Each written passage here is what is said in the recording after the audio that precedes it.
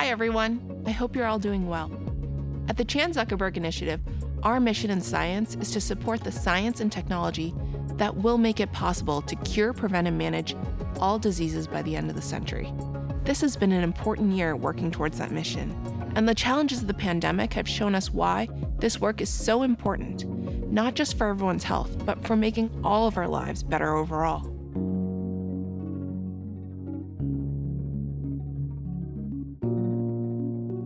We're now 5 years into our science work at the Chan Zuckerberg Initiative, and for the first 5 years, we focused on learning how we could have the largest positive impact on biomedicine. We've done a lot of work that I'm really proud of.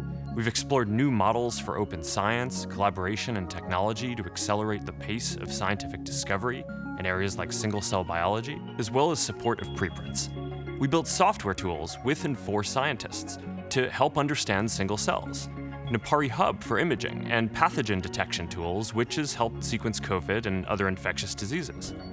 We started a unique research institute at the Chan Zuckerberg BioHub. We've supported interdisciplinary research across domains, like our rare disease work with Rare as One, or in our neurodegeneration efforts. It's been striking that methods in single-cell biology, microscopy, and AI that were considered impossible just 5 years ago are now becoming routine. Now, if our goal for the first 5 years was to learn how we could make the best impact, our goal for the next 10 years is to develop the technologies to measure human biology, to empower scientists to make faster progress curing diseases for the rest of the century.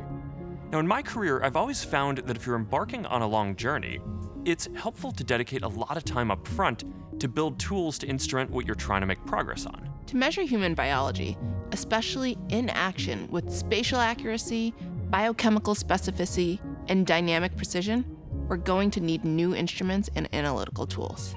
How can the application of AI to biomedical imaging create new insights on how cells and tissues function? How do the brain and body communicate to regulate physiological and emotional states? Working in the spirit of openness with the scientific community, we will help create the teams, build the tools, and validate the uses that make these and other breakthroughs possible. We're seeing this in our imaging work. It's the perfect intersection of science and technology. There's so much untapped potential to help scientists see the inner workings of cells and systems in real time in the human body. So imagine scientists and doctors being able to see protein interactions inside cells, or interactions between cancer cells, surrounding tissues and immune cells as they work to promote or prevent tumor growth. So this is the type of work that could unlock a new understanding about human health and disease. And to help us get there, we're announcing the creation of the Chan Zuckerberg Institute for Advanced Biomedical Imaging to enable teams of scientists to rapidly iterate on transformative imaging technologies. The hope here is to further empower imaging scientists like Gokul, who's a CZI grantee who is pioneering the frontiers of biomedical imaging technology and helping to democratize access for scientists across the globe.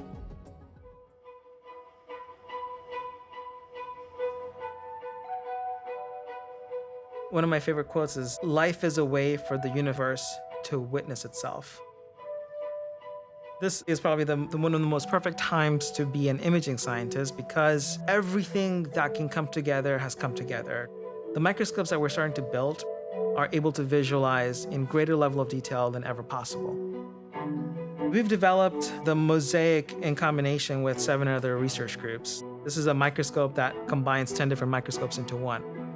The whole purpose of this center is to bring together the biologists, the physicists, the instrumentation scientists, trying to solve problems that no individual could by themselves. We want to be able to enable good science. We're openly sharing all the computational tools. We want people from anywhere in the world to be able to come in, use our microscopes, work with us to analyze these data sets, visualize these data sets, understand the biology that's happening. Imaging has always been an afterthought. It wasn't really until the recent innovations in imaging, coupled with the fact that philanthropy is starting to directly fund and support the investigators and the scientists, that we're starting to realize the true potential of what is possible when imaging is not an afterthought.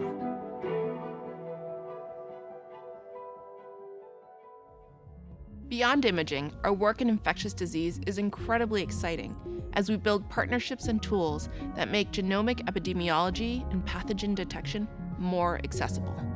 That's one of the reasons why we're funding the Chan Zuckerberg Biohub for 10 more years and creating a new CZI Biohub network, where we get to stand up new biohubs that will give scientists and engineers the freedom and the runway to pursue their riskiest, most innovative ideas. We've seen that this approach of bringing people together that haven't traditionally collaborated is really powerful. In fact, here in California, this approach led to the creation of our COVID tracker program, giving public health officials like Jeremy actionable data about how outbreaks spread across their communities.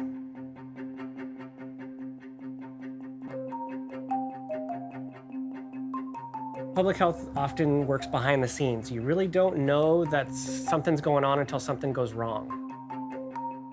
February 2020, here in Humboldt County, we were one of the first cases of COVID-19 in the United States. Early on in the pandemic, we were doing only 10 or 12 samples in a day, to the height of the pandemic where we did up to 600 samples in a single day. I love the mission of public health. I love to find things and to use data to help inform public health action and public health decisions. I've been wanting to sequence samples for about 10 or 11 years here in Humboldt County, and we haven't been able to really take that leap because we didn't know how to handle all the data management on the back end. And that's where the Biohub really stepped in and said, we're here to support you. They have the COVID tracker, and they walked us through all the bioinformatics, and it's something that's doable. There's only so much we can do with the lab work, but what's really important is to leverage this data and use it to investigate certain cases and outbreaks. We want to be able to use this opportunity that doesn't come along very often in public health to be able to prepare ourselves for the next possible pandemic.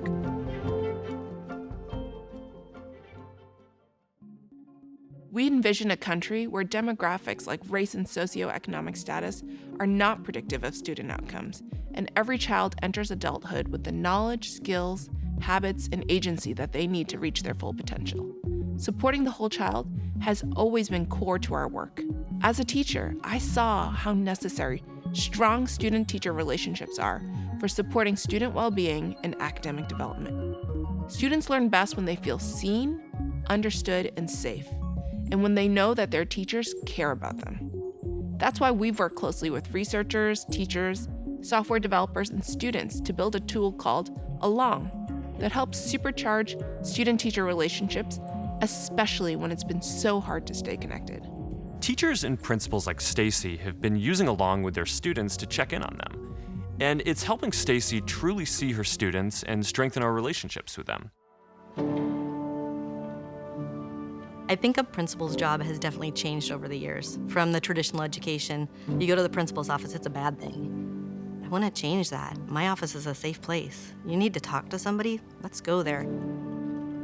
When the pandemic hit, I thought, we're gonna stay home and we're gonna halt education for a minute, and then we were gonna come back, and that's not what happened at all. Good morning, mentees. So today's reflection question is, what is something that you really value? And why do you value it? When I originally piloted Along, I was home during the pandemic. I needed a community. And the first 2 videos I sent, I was nervous. And then I got the feedback from one of the mentees that she said, I wait for your video every Friday. Students do better when they're mentored. They have a trusted adult. We don't know if they have that at home. We don't know that they've ever had that, but it is so important that our students know that somebody believes in them and that they can communicate with without being judged. And that's what our teachers are doing, using Along, taking that time to build those relationships.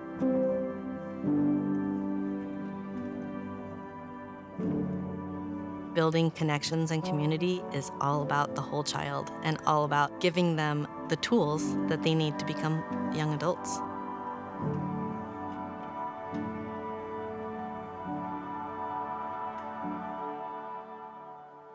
So we want to thank Gokul, Jeremy, and Stacy. Your work is really inspiring, and we are so grateful to have you as partners.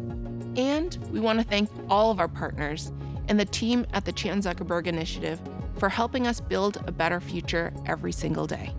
So we hope you read more about this and the rest of our work in our latest annual letter.